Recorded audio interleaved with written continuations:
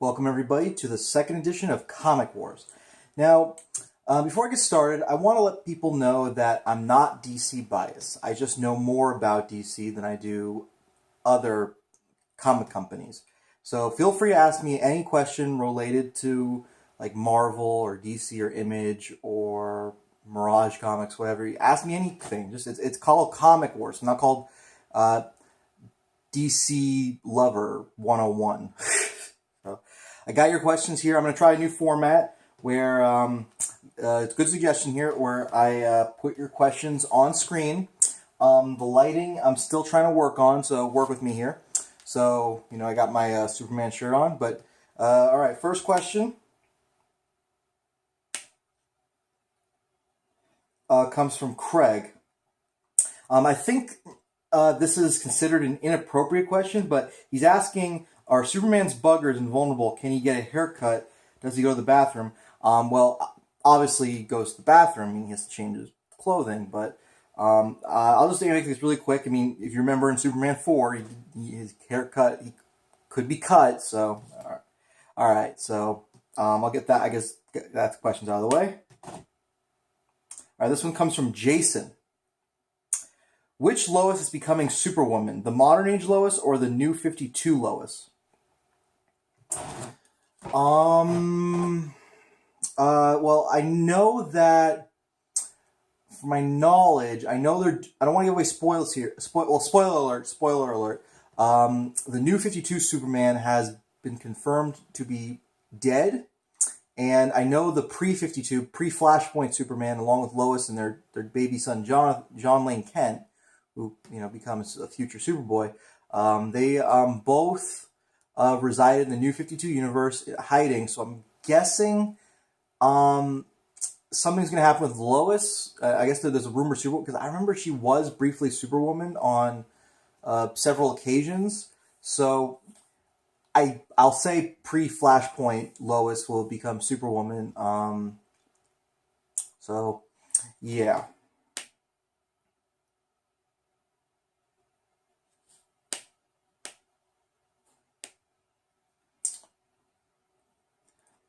Why doesn't WB update the income from countries like Peru, France, etc.?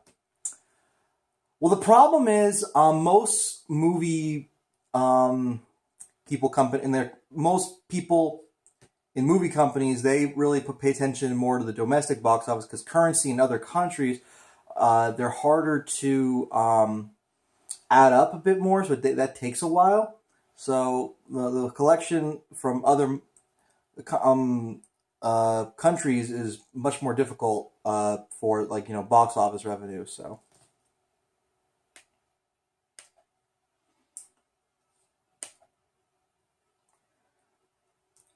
All right, so Gahan asks, who could be the next Suicide Squad villain? I'm not sure. I know, like I guess are you referring to the movie? Because I'm not really too sure like who the villains are. Because Suicide Squad doesn't really seem to have a cohesive villain. Like they're not like regular. Because since they already are villains, anybody could be a villain. The hero could be the villain when it comes to Suicide Squad. I don't know who they're gonna face in the movie.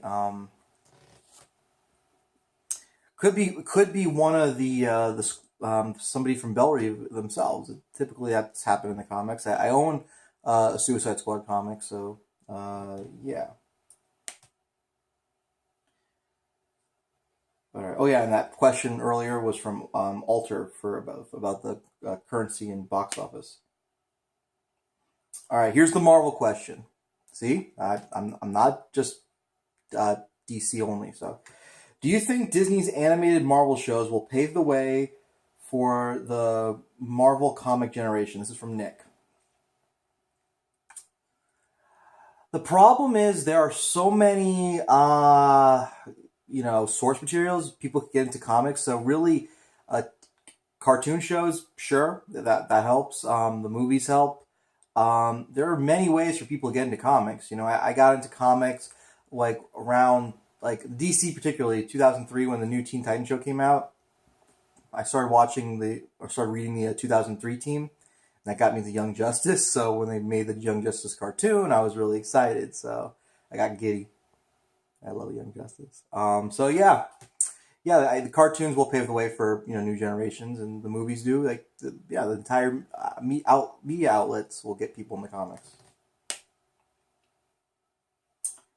From Diego, remember, this is the guy who asked me the Batman question. He has here another Batman question.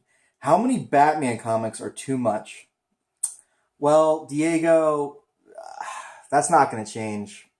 Batman's had stories for 75 years, so there's never going to be too many Batman comics. That's like saying there are too many Bond movies. It's just not going to end. It's not. Like, Batman's going to outlive us all in fiction. So just you're going to have to deal with that. Sorry. This is from Vince. Ooh, another Batman question. How hard do you think it will be to replace Affleck when he's done with role? Well, I mean, I guess it's like saying who could replace Robert Downey Jr. I don't know, or Hugh Jackman, because the problem is with the Marvel films, there's only been one real live action Iron Man. There's only been one real live action Wolverine. There's been 7 different Batman, 6 or 7 different Batmen, and 5 or 6 different Superman. So I don't know. I don't know. People didn't want him as Batman, but now after the movies come out, even though it's getting mixed reviews, people are praising the man. People want him to do his own Ben Affleck solo movie with him directing it. So that tells you right there that now we want to see Ben Affleck doing Batman now more than ever. So I don't know. I don't expect him to be replaced anytime soon. Maybe around the same time Robert Downey Jr. gets replaced, or Chris Evans gets replaced, or Gal Gadot gets replaced, and Rocket Raccoon gets a new voice when Bradley Cooper steps down. So, wait, is that it? Oh, here we go. Here from Austin. Do you think DC will ever create a hero as popular as Batman or Superman? Well, they got Wonder Woman. I mean, she's up there. I mean, but in terms of 21st century, DC creating a new hero for the 21st century, that's going to be tough because they've tried. Marvel, I think, really, especially with Deadpool, that's the most modern day character that's become it's probably more popular than the X-Men now, to be honest with you. But could DC create a Deadpool character where they could? Harley Quinn she could probably do okay in her own solo movie, the box office would probably be okay, but yeah, in terms of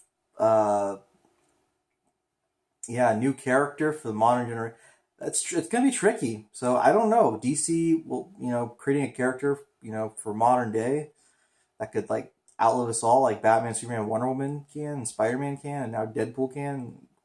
I don't know. We'll have to see. I can't expect that they will. Is that it? Let me just double check here.